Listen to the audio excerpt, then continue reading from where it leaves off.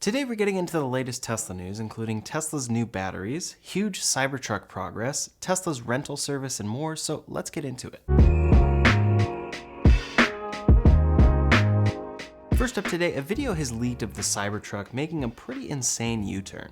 Joe Tegtmeyer, who regularly posts overhead drone footage from Giga Texas, caught the Cybertruck making this turn without going over two regular-sized lanes. That may sound standard for a vehicle to be able to do, but this truck is a little over 19 feet long. That truck bed we're looking at is 6 feet long by itself. The turning radius of the Cybertruck's main competitor, the Ford F-150 Lightning, is almost 24 feet. Most lanes are only about 10 feet wide, so the Ford would likely have to do a 3-point turn here. The reason the Cybertruck is doing so well is because it's shipping with 4-wheel steering. We've seen a close-up of this before, and it's pretty impressive to see. You can clearly see the back wheels turning to help this truck make a tighter turn.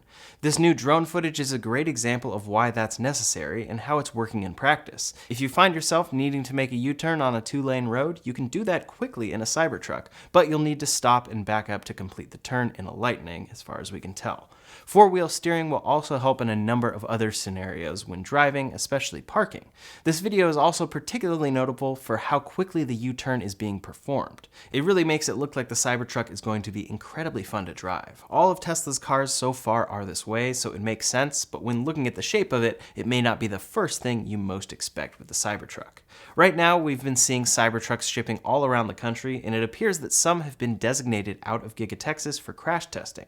Tesla is ramping up production, and now a truckload of 9 Cybertrucks has arrived at Tesla's Fremont factory. There's not much to note here other than the fact that we are truly seeing these in growing numbers, but speculation is growing that Tesla could be prepping for a delivery event in Fremont. Their last delivery event was technically held with the 4680 Giga Texas-made Model Y at the Cyber Rodeo, but other than that, their vehicle delivery events have typically been held in California. Tesla usually ships a small handful of cars to initial customers at these events, so maybe, pending approval, these 9 Cybertrucks are what Tesla will be delivering to first customers very soon. At the same time, 3 other Cybertrucks were spotted supercharging at Tesla's Texas factory, and 2 others were spotted post-crash testing in Hayward, California. These are all the final steps for production and deliveries, and it seems to actually be lining up with Tesla's latest claims that the Cybertruck will be finally shipping in Q3. I'm very excited to finally see this come to be, and to finally know just how expensive this truck will be. Many expect it to come in around $70,000 or so, and for Tesla to start with one single configuration. Next up today, some very big news for Tesla and batteries. The long-term goal of electric cars is that they get faster to charge and drive further on a charge. Right now, electric vehicles provide great range and reasonable charging times at fast chargers. Day to day as well, an EV will save you time when charging at home compared to going to a gas station. However, if you can't charge at home or are frequently driving long distances, an EV will add time to your trip. For myself, I don't mind the brakes, and I think it's not nearly what people seem to fear, but it still remains a hurdle for many buyers. One big reason for that is that even though a Tesla battery can charge up to 250 kilowatt speeds, and their new chargers are going to offer 350 kilowatts, there is a charging curve. The lower your state of charge, the quicker the battery will charge, but as you approach 100%, it has to slow down for proper management of the chemistry. The good news is that many companies are working on future battery technology and faster charging options that could work at scale. We often hear about insane battery advancements coming in the future from companies like Toyota, but now we're hearing about one from CATL. This is notable because CATL is the world's largest battery maker, and they are one of Tesla's main suppliers. This week, they unveiled a breakthrough in battery technology, an LFP battery that is able to recharge up to 400 kilometers or 250 miles of range in 10 minutes. Of course, they're quoting the most optimal part of the charging curve, but when Tesla does the same in current tech, this is 200 miles in 15 minutes. CATL claims it will take 5 minutes less to charge 50 more miles of range. In theory then, considering ideal charging times, a 1,000-mile road trip would currently mean about 1 hour and 15 minutes of charging time in a Tesla, spread out across 5 15-minute stops. With this new CATL battery, this could be about 40 minutes of charging time spread out across 4 10-minute stops. One problem with quoting mileage in this way is that we really have no idea what car they are talking about, and efficiency plays a huge part in this. Ultimately, CATL is able to charge up a certain amount of kilowatt hours in 10 minutes, but they quote it in miles so that the average buyer can understand easily. That said, Tesla is most likely quoting their most efficient car when saying 200 miles in 15 minutes, and we can assume CATL is doing the same here. I actually think those figures could be fairly comparable. As for a timeline, CATL says, quote, mass production of the battery is expected to be underway by the end of 2023, with shipping to begin in 2024. Usually, exciting battery announcements like this, or ones from Toyota, aren't really much to get excited about. Realistically, they all get delayed or just never arrive. But in the case of CATL, they tend to deliver on their new tech in impressive ways. What's particularly great here as well is that these are LFP chemistry batteries. This is what Tesla uses in their lower range vehicles, and they eliminate the need for certain materials like cobalt. They're also less expensive to produce. Quote, this type of battery is known for its cheap prices and chemical stability. It's not as dense as standard lithium-ion batteries, but might not need to be with charging times like this.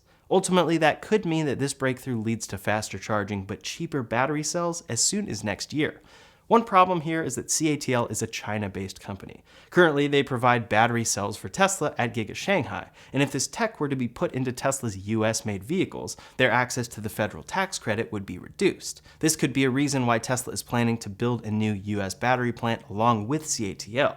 Not only does CATL make great battery cells in general, something Tesla is always needing to scale, but they have new technologies like this. It could also be part of the reason why Tesla is warning that for the Model 3, quote, all new Model 3 vehicles currently qualify for a federal tax credit for eligible buyers, reductions likely after December 31st. This most likely has to do with changing guidelines for the tax credit, but could hint at Tesla moving certain Model 3s to these new, faster charging CATL battery cells from China in early 2024, when CATL says they'll begin shipping these. At Tesla, nothing matters unless it can be scaled, so the question here will be, can they apply this tech across the board for all of their EVs? Well, they're rumored to be refreshing the Model 3 and Y soon. The Cybertruck, which includes faster charging capabilities, is releasing soon, and even the Model S and X are expected to get a small refresh. This is all happening while their V4 superchargers, capable of 350 kilowatt charging speeds, are being installed in Europe. Currently, no Teslas can charge this fast, and the Cybertruck isn't expected to end up in Europe for quite some time. It really seems that these chargers are ultimately meant for the Model 3 and Y, Tesla's most popular cars by far. The pieces are all coming into place for full support for faster charging Tesla batteries, so it's just a question of time and scaling. It's also a question of whether Tesla's refreshes also bring these new advances on the battery side. Project Highland has eaten up the news lately, but what if this bigger advance that comes with far more than interior updates is actually coming next year? To me, this is another example of why it's almost impossible to time a Tesla purchase correctly. Right now, you probably want to wait for Project Highland, but what about Project Highland with a better battery? Also, what if this technology is actually dedicated for Tesla's next generation EV that'll be even cheaper and able to charge faster than the Model 3 or Y is now? I think this is one of the more exciting pieces of EV battery news, since it actually comes from a company doing it at scale. But what are your thoughts? Leave a comment below to let me know. Next up today, we often talk about how Tesla is always expanding in ways far outside that of selling cars. One of those areas is electricity. In Texas, Tesla is actually an electric utility offering Tesla Electric. Quote, instead of reacting to specific events and providing services to your local electric utilities, as Tesla Powerwall owners have done in virtual power plants in California, Tesla Electric is actively and automatically buying and selling electricity for Tesla Powerwall owners, providing a buffer against peak prices. Right now, this is limited to Powerwall owners, but they plan to expand their services and markets in the future. What's especially noticeable is that, quote, rates under Tesla Electric can be very advantageous, and during times of strong demand, Powerwall owners can make money by sending electricity back into the grid. And Tesla Energy tweeted about this. They said Tesla Electric customers with Powerwall earned an average of $100 in the past 10 days while supporting the ERCOT grid through the heat wave in Texas. They also shared an example of this happening to a customer. This is a specific scenario occurring in an area with an intense heat wave of 40 days in triple digits, but it demonstrates how effective this technology can be. Long term, having a home battery might not only break even or save you money, but could make you money. It will also help everyone as more energy and more clean energy is available during peak hours.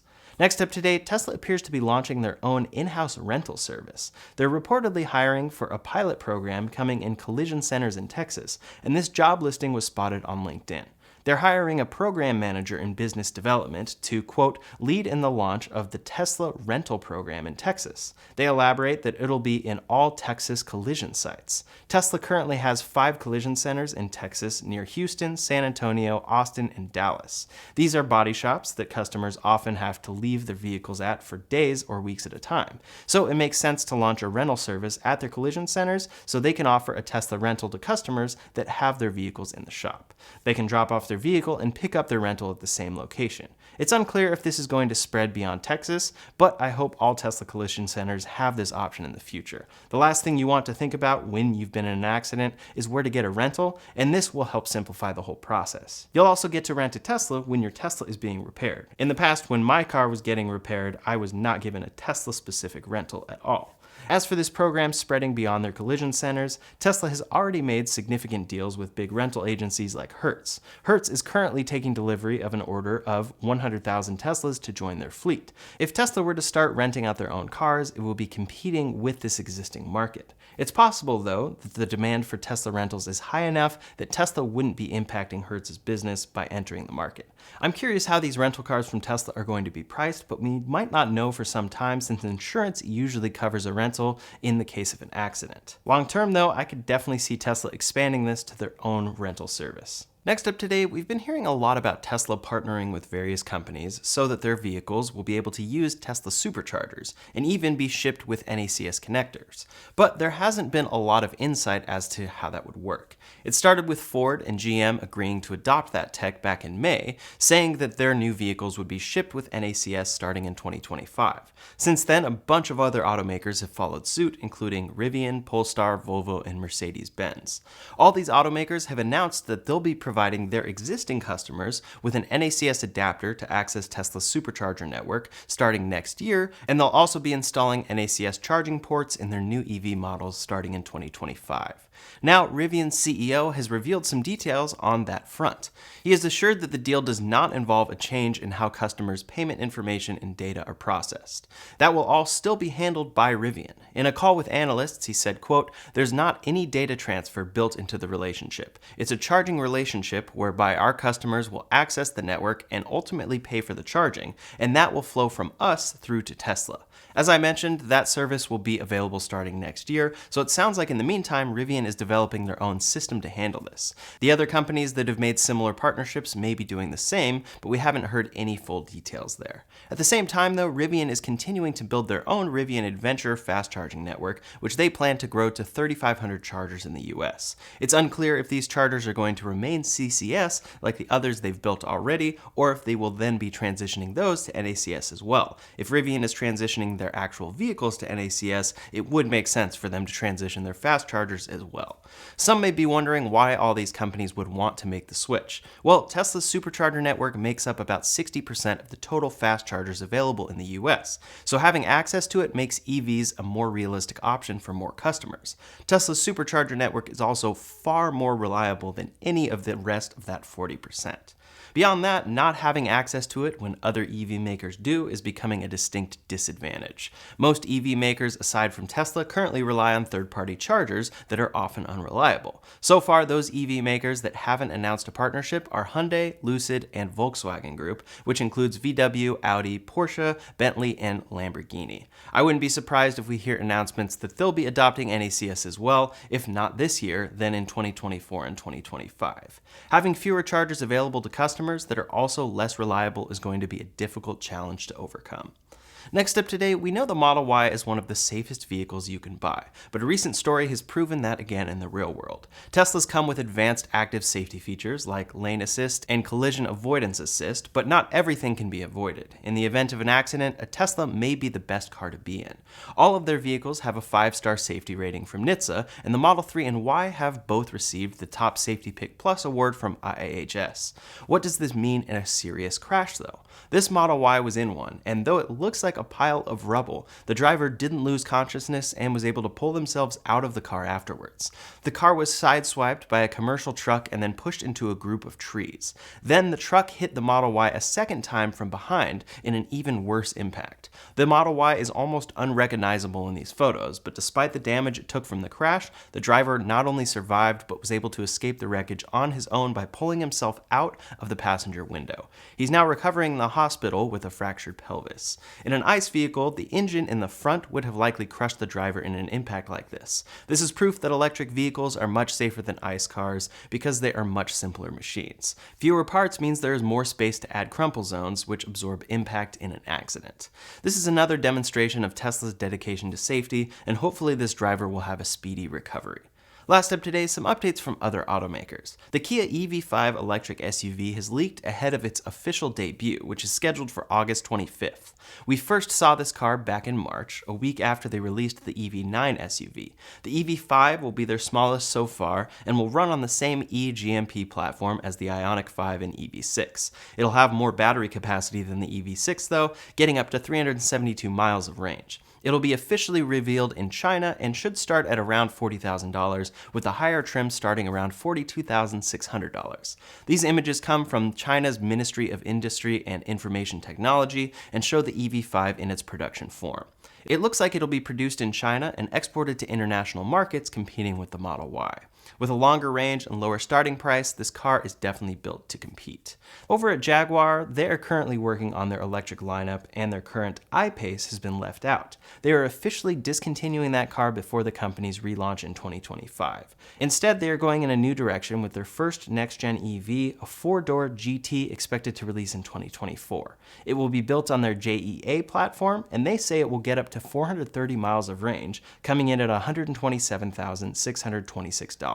According to Electrek, quote, Jaguar will emerge as an entirely electric brand by 2030, while Range Rover, Defender, and Discovery will each release at least one pure EV model. The I-Pace has been important, but the next generation of cars will be taking over from here. That's all the latest Tesla news for today, so in the meantime, if you want to see Tesla's new, cheaper Model S and S configurations, you can check out that video linked up here or in the description below. Thanks so much for watching, and I'll see you on the next one.